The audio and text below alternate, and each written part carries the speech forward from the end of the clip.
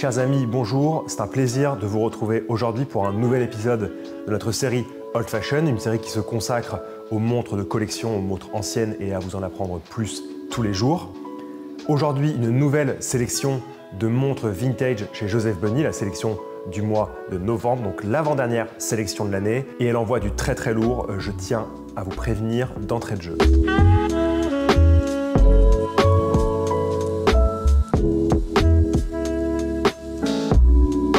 On commence aujourd'hui avec une Longines Ultra Chron. Vous savez qu'on apprécie le modèle chez les rabilleurs et vous savez que sur Joseph Bunny, c'est pas la première fois qu'on en présente un.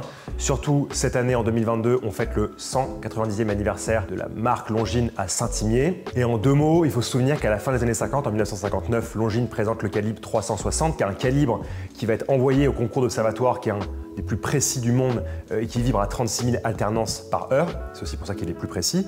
Et cette qualité de haute fréquence, elle va être lancée chez Longines avec la Ultra Chron en 1967. La montre qu'on présente aujourd'hui, c'est vraiment un des visages typiques de la Longines Ultra Chron, dans un boîtier coussin en acier, ici avec un cadran complètement malade entre le gris et le mauve légèrement passé avec le crosshair, c'est ces deux petits cheveux qui se croisent au centre, synonyme de précision également, et surtout le logo en applique Ultra Chron qu'on retrouve à 6 heures, qui correspond à la représentation de l'onde avec des pics rapprochés, ce qui signifie que la fréquence est élevée.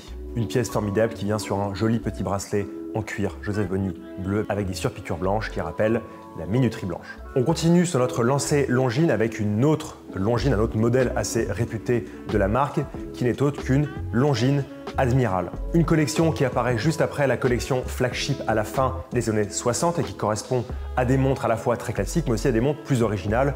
Je pense notamment à une des montres qu'on vous présentait il y a quelques semaines qui était la Longines flagship pour les Jeux Olympiques de Munich en 72. Aujourd'hui, toujours un visage très 70 dans un boîtier monobloc en acier. On trouve un très beau cadran bleu bien miroir avec un effet soleillé et on retrouve à 6 heures les 5 étoiles de la collection Admiral.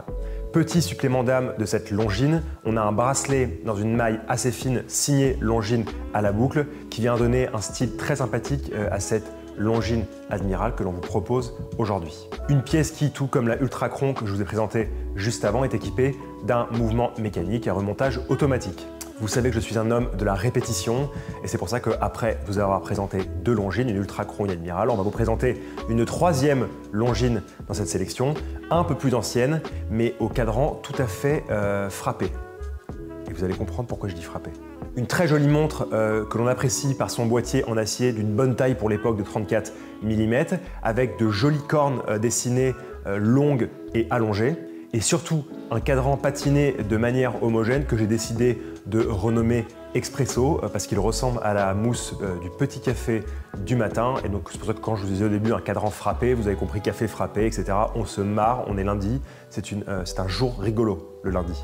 On trouve à l'intérieur un magnifique calibre mécanique à remontage manuel 1268Z de chez Longines. Effet très marrant pour les superstitieux, on a un fond de boîte qui est signé 6666-1, donc faites attention quand vous passez devant un miroir ou en dessous une échelle. Merci. On continue sur une lancée de montres sportives mais élégantes avec une marque dont on entend très peu souvent parler, qui n'est autre que la marque Waltham. Alors Waltham, c'est un grand nom de l'horlogerie industrielle américaine dont la production, pour tout vous dire, est évaluée à environ 40 millions de montres, ce qui est complètement malade. Alors quand je dis 40 millions de montres, c'est pas tout à fait exact parce qu'il y a eu des montres, des boussoles, des objets comme des pendules, des pendulettes et j'en passe, d'autres. Mais pour vous dire qu'en fait, c'était une marque américaine qui avait vraiment cette notion de production en série, industrialisée, avec des pièces facilement remplaçables et dont les marques suisses se sont inspirées à un moment donné en allant faire des voyages, des allers-retours aux États-Unis parce que ces marques comme Waltham, Elgin, etc. avaient vraiment quelque chose à nous apprendre, avaient une longueur d'avance en tout cas sur le phénomène d'industrialisation de l'horlogerie mécanique. Ici, on trouve une pièce en laiton chromé de 34 mm de diamètre. Alors, même si la carrure est en laiton chromé, le fond est en acier inoxydable, lui. Un très beau cadran argenté avec des chiffres romains et une minuterie peint noir qui vont très bien avec les aiguilles qui sont très fine, donc de type fil et noire également. À l'intérieur, on trouve un calibre mécanique et un remontage manuel HT001 signé Waltham. Et surtout, si vous me demandez d'où provient le nom marqué sur le cadran, qui est le modèle de la montre Maxim, je ne saurais pas quoi vous répondre, donc désolé.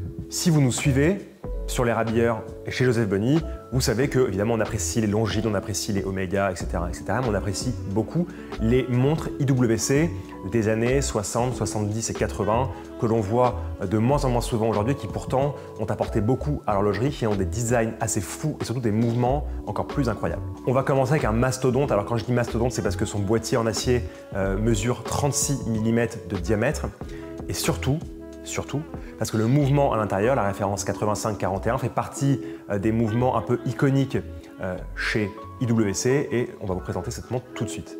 Il s'agit d'une belle IWC au cadran argenté soleillé qui présente des index en acier et en onyx, ainsi que pour la minuterie, de toutes petites sphères en acier, le tout survolé par de belles aiguilles dauphines. C'est classique, c'est sportif, c'est élégant, on adore. À l'intérieur, comme je vous le disais, l'exceptionnel mouvement mécanique à remontage automatique 85-41, plus efficace grâce au système de remontage Peloton, donc bidirectionnel. En plus de ça, pour les services de la montre, quand elle a besoin d'être révisée, la partie automatique se démonte en un claquement de doigts, et donc c'est beaucoup plus pratique. Une montre dans un superbe état qui possède son cadran, son boîtier, donc le fond de boîte, et la couronne signée, donc un vrai petit plaisir, en plus en 36 mm. Donc pour ceux qui n'aiment pas les montres vintage trop petites, c'est parfait, tout simplement.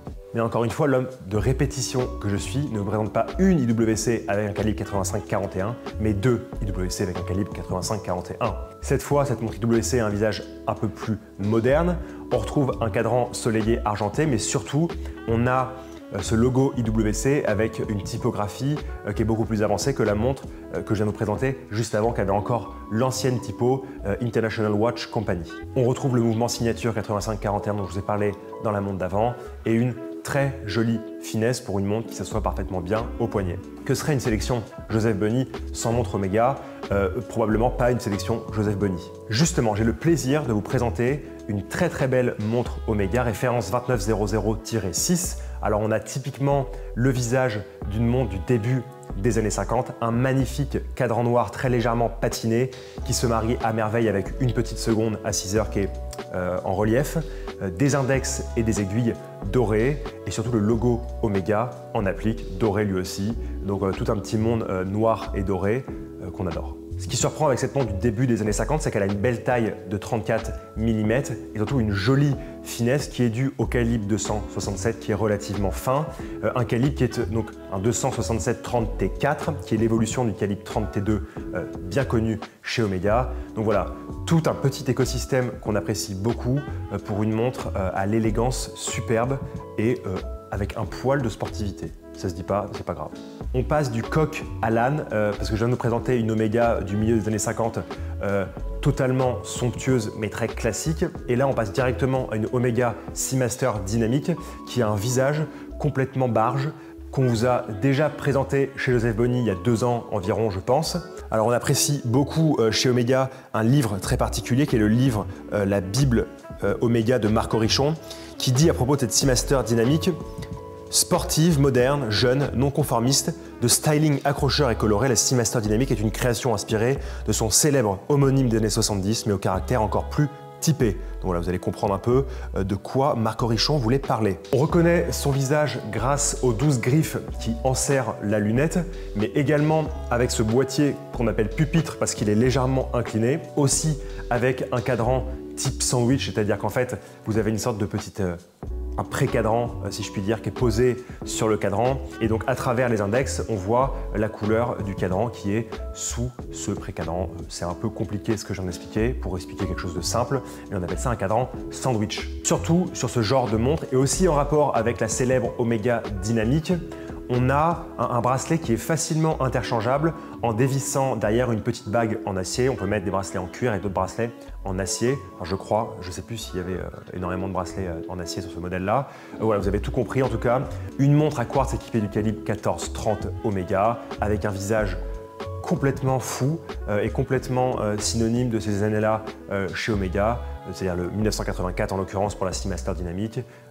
On l'adore. et c'est pour ça qu'on vous la propose aujourd'hui. Encore une fois, l'homme de la répétition que je suis, après vous avoir présenté deux Omega bien différentes, va vous présenter une troisième Omega du début des années 50 qui est la référence 2445-1. La première chose qui fascine, et c'est aussi pour ça que j'ai choisi cette montre pour la sélection de montres vintage Joseph Bonny du mois de novembre, c'est que cette pièce, elle a des chiffres arabes peints brillants, complètement fous dans une typographie très ronde et qui répond par sa brillance et sa couleur légèrement dorée aux aiguilles alpha dorées centrales.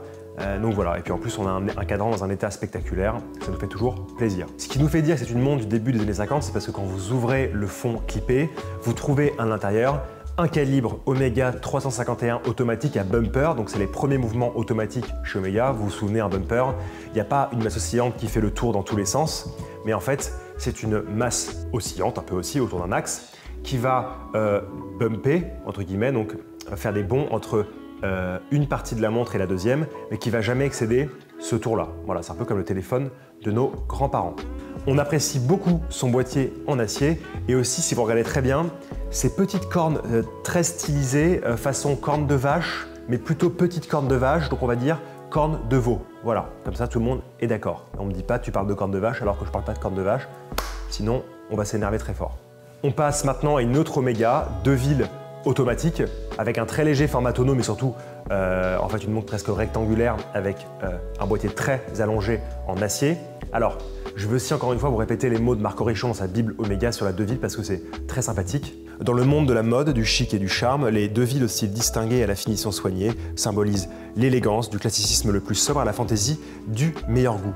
Donc voilà, vous comprenez un petit peu toutes les idées qui se cachent derrière ces Omega Deville et encore plus particulièrement sur celle-ci qui a un style complètement fou. On apprécie donc cette montre pour son boîtier très allongé, son cadran argenté brossé, des index argentés avec une pointe d'onyx qui répondent aux aiguilles fil noir et surtout un bracelet en maille très fine avec une boucle signée Omega sur un petit médaillon doré du meilleur goût possible. C'est une montre qu'on apprécie beaucoup qui aussi plaira à la fois aux femmes et aux hommes. Et bah oui, les montres c'est mixte. D'ailleurs toutes les montres dont je parle aujourd'hui sont totalement mixtes. Longines, Omega, Waltham. Que serait une autre sélection Joseph Bonny sans quelques petites Rolex tout à fait sympathiques, tout à fait sportives, comme on les aime. Rien du tout probablement. On va commencer avec une Rolex Oyster Perpetual Air King référence 14000. Alors on vous a présenté les mois derniers des Rolex Oyster Perpetual Air King référence 5500. Alors là, la référence 14000, elle prend le pas en 1989 sur la référence 5500. Elle a un visage plus moderne, mais elle reste tout à fait jolie et bien construite. On pense notamment à l'ajout d'un verre saphir et à un nouveau mouvement dans la famille des calibres 3000, mouvement automatique bien évidemment parce qu'on parle d'Oyster Perpetual. Dès que vous avez le mot Perpetual, c'est automatique, voilà, comme ça vous le savez. On apprécie toujours les Rolex Air King pour leur minimalisme. Ici, le minimalisme, c'est un cadran blanc laqué, donc très légèrement brillant, c'est splendide, avec ici des chiffres romains et une minuterie peint en noir, c'est très joli et ça se détache parfaitement du cadran blanc. On trouve aussi des index en acier très courts avec leur plot tritium, histoire d'apporter un peu de contraste entre le blanc et le noir sur ce très beau cadran. Évidemment, cette Rolex Air King référence 14000 est accompagnée de son bracelet en acier Oyster, sa boucle déployante, évidemment signée Rolex, et ce bracelet Oyster, il est plein. Donc voilà, c'est aussi ce qui montre que la montre est un peu plus moderne que les références d'auparavant. Après vous avoir présenté cette Rolex Air King du milieu des années 90, la référence 14000 et automatique, on va passer sur une autre Rolex, une Oyster Date Précision. Donc comme vous l'entendez, on n'entend pas le Perpetual dans le nom de la montre, ce qui veut dire que la montre n'est pas automatique, elle est ici à remontage manuel. Les Oyster Date Précision ont une durée de vie chez Rolex du milieu des années 60 jusqu'à la fin des années 80. Ici, on est en présence d'une référence 66-94. Il y en a eu beaucoup, c'est pour ça que c'est compliqué d'en trouver dans des bons états et avec de belles configurations. Évidemment, quand je parle de belles configurations, ici, on est en présence d'un magnifique cadran à la texture lin. D'ailleurs, vous remarquerez sur les plans vidéo un cadran immaculé, c'est-à-dire qui ne souffre d'aucune marque, d'aucune petite égratignure. Donc évidemment, ce cadran donne évidemment toute sa beauté à la montre. Et si vous ajoutez à cela un boîtier de 34 mm qui fait un peu plus ouvert que 34 mm et un bracelet de type Oyster, cette fois plié, donc très léger, c'est vraiment une montre qu'on a envie de porter tous les jours de l'année. Pour finir sur la parenthèse Rolex, on va revenir Après, elle vous a présenté une montre mécanique et remontage manuel à une montre automatique avec la très célèbre Rolex Datejust référence 1601. Je vous parle 2 minutes des Datejust. On les voit apparaître au milieu des années 40, en 1945 pour être plus précis. La première version de mémoire était une version avec un boîtier en or et un bracelet jubilé en or avec de magnifiques aiguilles alpha. Déjà une fenêtre de date évidemment sans cyclope à l'époque parce qu'il apparaît en 1955 sur ces Datejust. Surtout vous le verrez, les Datejust se caractérisent par cette lunette cannelée et leur bracelet Rolex jubilé en acier, plié ou non. Ici une pièce magnifique au cadran argenté avec un cadran de type nolium, donc c'est-à-dire pas de plot tritium, pas de tritium sur les aiguilles, juste de belles aiguilles fastées Rolex et des index en acier très courts pour une montre de 34 mm qu'on a vraiment envie de porter tous les jours de l'année aussi, comme la référence 6694 dont je vous parlais il y a 2 minutes, mais là elle est automatique en plus. Après cette parenthèse Rolex, on va finir avec 2 pièces très sympathiques. La première c'est une Juvenia. Alors Juvenia c'est une très belle marque du riche passé horloger. C'est une marque qui est créée en 1860, qui sera pionnière dans de nombreux domaines et beaucoup dans les montres de femmes et leurs micro-mouvements.